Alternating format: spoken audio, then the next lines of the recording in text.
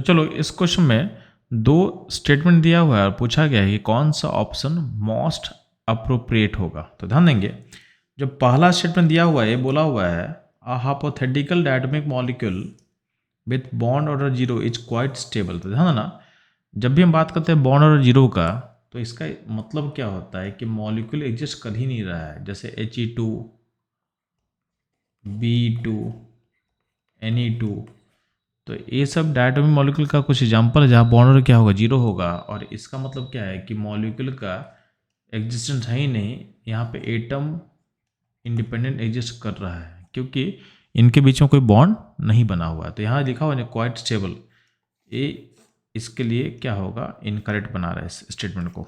ठीक है, यानी पहला स्टेटमेंट क्या होगा, इनकरेक्ट होगा।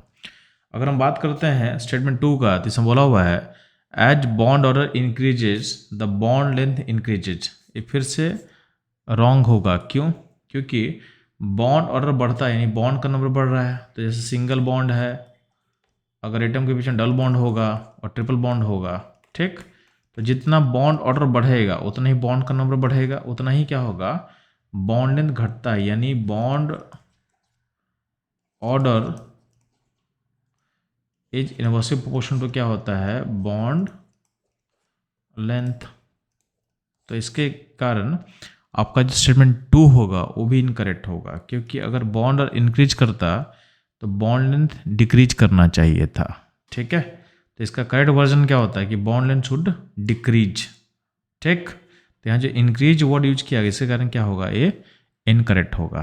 तो इस क्वेश्चन का जो मोस्ट अप्रोप्रिएट आंसर होगा ये होगा आपका स्टेटमेंट यानी option number 2। Both statement 1 and 2 are false. तो बच्चों ये था इस क्वेश्चन का सॉल्यूशन। मूव करते हैं हम लोग नेक्स्ट क्वेश्चन पे।